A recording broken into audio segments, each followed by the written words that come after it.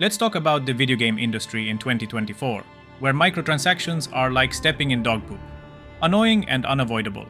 Mobile money grabs are like those surprise turds your dog leaves in the yard, and live service games are as thrilling as a clogged toilet. So, grab your plunger, and let's navigate through this mess of gaming muck. Let's talk about the big boys, the AAA companies. These guys are so focused on live service and mobile games, it's like they've forgotten what a good game even looks like. It's like they're hosting a buffet, but instead of delicious variety, we're stuck with endless trays of lukewarm tofu. Sure, tofu has its place, but come on. Where's the spice? Where's the flavor?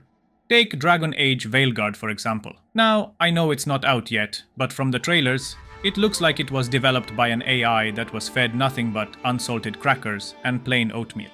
They didn't just stick to the safe formula of previous Dragon Age games that were actually fun. Oh no, they went a step further and sucked out what little soul was left. The gameplay looks like it's just there to fill space, like a guest who shows up at a party and doesn't talk to anyone. And let's not even talk about the enemies. They're basically big old damage sponges. It's like fighting a mattress. You can punch it all you want, but it's not going to put up much of a fight. If they add a difficulty setting, I guarantee all it will do is make those mattresses harder to punch, not more interesting. These games are stuffed to the gills with microtransactions. Want a new shiny sword? That'll be $50. Fancy a cool new hat? Fork over another 20. It's like going to a restaurant where they charge you for the salt and pepper. And don't get me started on the pre-order editions. Ubisoft wants you to cough up $130 for the new Assassin's Creed and Star Wars games. $130? This is insane! For that price, I better get a real lightsaber and a personal visit from Ezio himself. But not all is lost, my friends. In the shadows of these behemoths, indie games are rising like phoenixes from the ashes of disappointment. These are the real gems, the diamonds in the rough, the vibrant experiences in the largely predictable gaming industry. Indie developers pour their heart, soul, and probably a good chunk of their savings into these games. Games like No Rest for the Wicked, Hades, Songs of Conquest, Death Must Die, Dredge, and many more are the real deal. Indie games are like a breath of fresh air in a room full of stale farts. They innovate, they take risks, and most importantly, they remind us why we fell in love with gaming in the first place. Remember the first time you played a game that made you lose track of time? That's what these indies do. They're not bogged down by corporate suits demanding the next big cash grab. They focus on what matters: fun, engaging gameplay, and a passion for the art. Take Hades, for instance. This game oozes style with slick combat, a killer story, and characters that make you feel things. Real things. It's like the developers actually cared about making a good game instead of just a quick buck. Shocking, I know. Or look at Dredge. It's a game about fishing. Sounds boring, right? Wrong. It's got this eerie, Lovecraftian vibe that keeps you hooked. It's a testament to what creativity and passion can produce. Or No Rest for the Wicked. This game is so good that I've put over 220 hours in. It captivates you with its continuous heart-pounding adventures and immersive gameplay. Imagine if Dark Souls and Diablo had a baby, and that baby grew up to be a gothic rockstar. It takes the tight, punishing combat of Dark Souls and mixes it with the loot-driven hack-and-slash goodness of Diablo or Path of Exile. This game is a refreshing plunge into creativity and passion. I will get back to No Rest for the Wicked as we have a huge update for it coming up.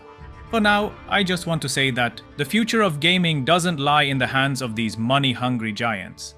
It's with the small creators, the indie developers, who remind us what gaming is truly about.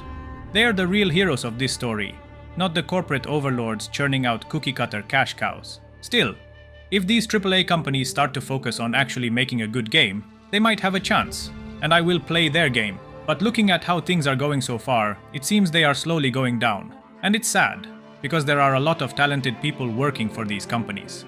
They can build amazing games, I have no doubt about that, but because the focus of these corporations is to make money from the same formula that was working 10 years ago, or investing more on the marketing of their game instead of making a good game, they will only lose. For now, they are still making tons of money, but we are seeing a huge shift. We are seeing a decrease in revenue for these companies and lots of layoffs, especially this year. The latest example being the Warner Bros. Suicide Squad killed the Justice League game, who reported a $200 million loss. This significant financial hit highlights a broader issue plaguing the gaming industry, and that is the persistent delivery of subpar content. While the primary goal of game companies is undoubtedly to generate profit, it is crucial to recognize that sustainable success hinges on the quality of the product and consumer satisfaction. Despite the potential of the Suicide Squad franchise and the anticipation surrounding the game, Warner Bros. Fell short in delivering an engaging experience. And this failure isn't an isolated incident, but part of a recurring pattern in the industry. Time and again, AAA companies release titles that are rushed, incomplete, or simply uninteresting, leading to widespread disappointment among gamers. The industry's current trend towards live service games has also contributed to the problem. While live service models can offer ongoing content and engagement, they often fall short in terms of depth and replayability. Over the past decade, a majority of these games have been criticized for being repetitive and lacking substantial content, leaving players disillusioned. The fundamental problem lies in a disconnect between game developers and their audience. Many companies appear to prioritize quick returns over long-term satisfaction, ignoring valuable feedback from their consumer base. It's important to note that live service games are not inherently bad. When executed well, they can provide a dynamic and evolving gaming experience. However, many recent examples have failed to deliver, offering only shallow experiences that quickly lose their appeal.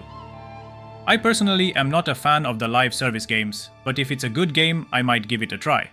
I think that to succeed, live service games need to balance ongoing updates with a robust core experience that can stand on its own. They need to start innovating and create some new experiences, not the same old formula. And again, if at least they use the same formula, at least make it good. Don't deliver a game that barely has any content and say that you will deliver the rest of it later, but give us the full game on release date. Warner Bros. Loss with Suicide Squad Kill the Justice League should serve as a wake-up call for the industry. Game developers need to focus on creating immersive, high-quality games that resonate with players. By putting the consumer first and prioritizing quality over quick profits, the gaming industry can regain the trust and enthusiasm of its audience. Ultimately, the path to success in the gaming industry is not a mystery. It requires listening to players, valuing their feedback, and dedicating the necessary resources to create memorable and enjoyable experiences.